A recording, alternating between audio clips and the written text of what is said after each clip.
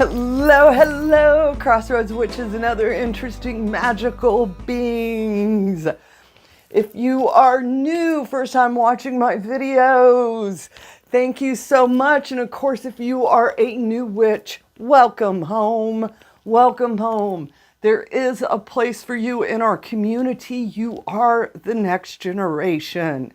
And with that said, I want to talk to you beginner and novice witches.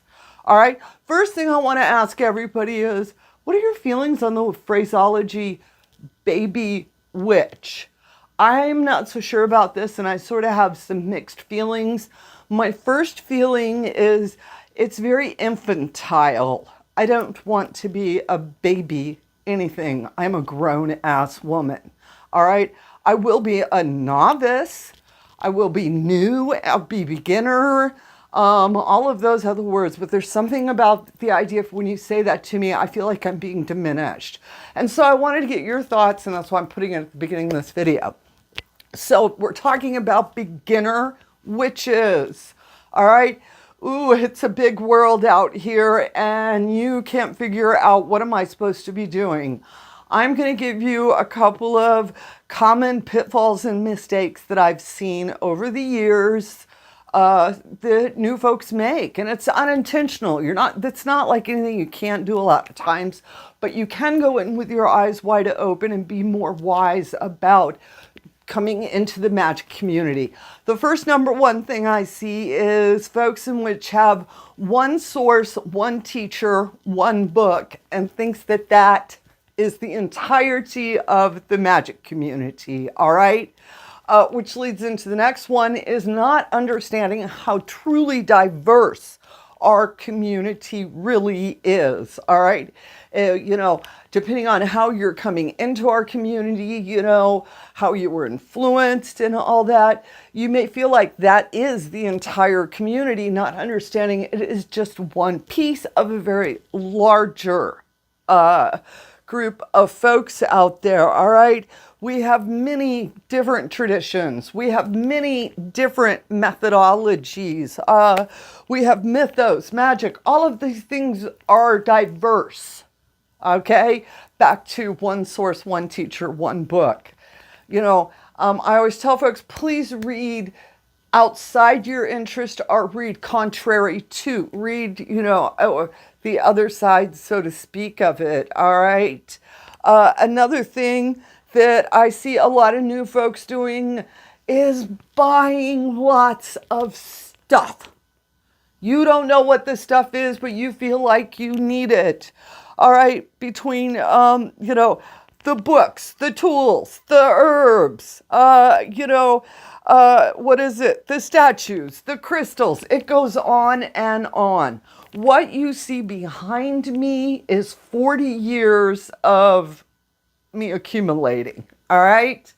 And each piece has a reason. It's very meaningful. They're part of my own personal journey. That's what you want. So don't feel like you have to go and buy lots of stuff to be a witch. All right.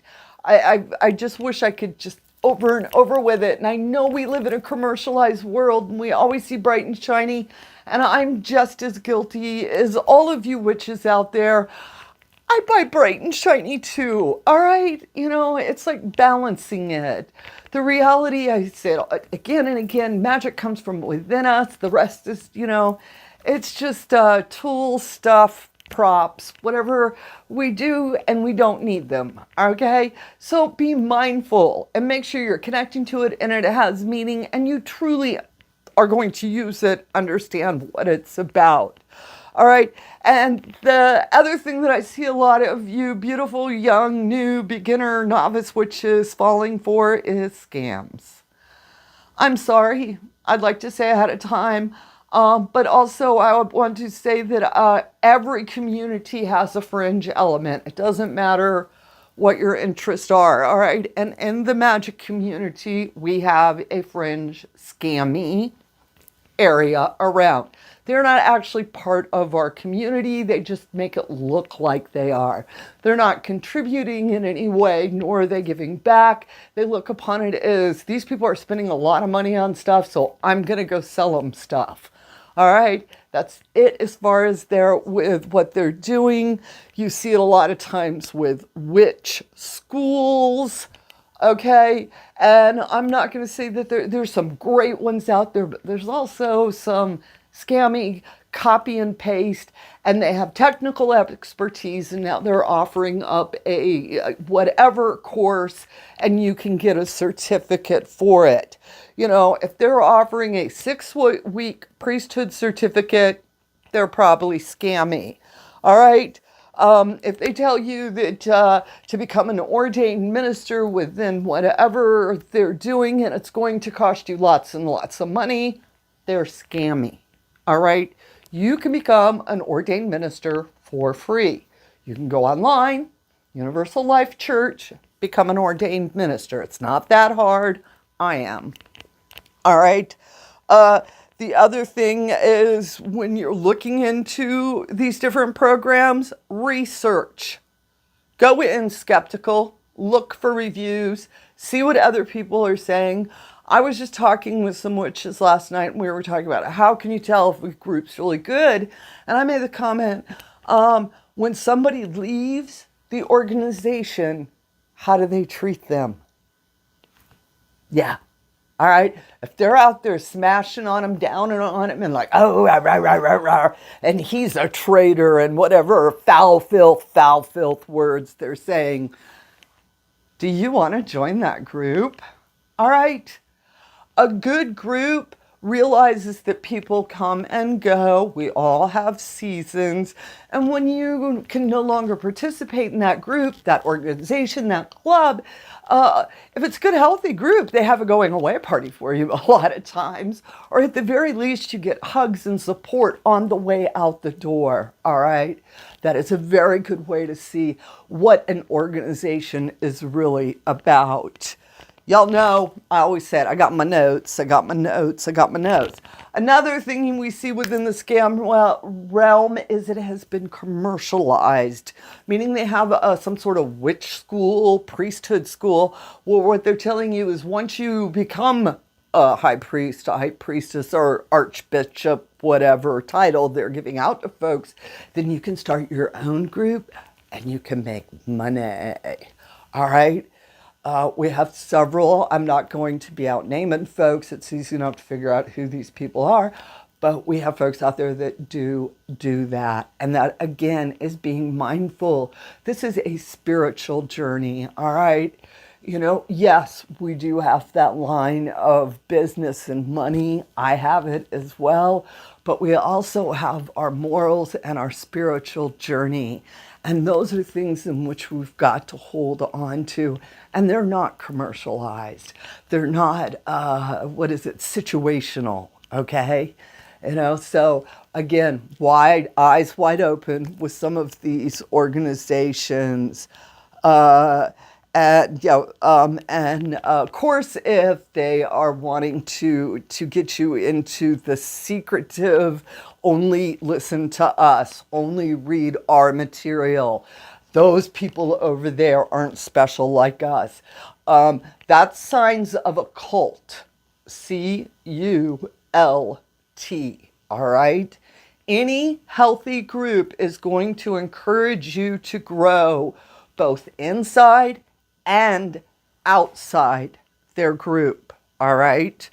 And I know this is a little where some people are, but in a tradition, you do it a certain way.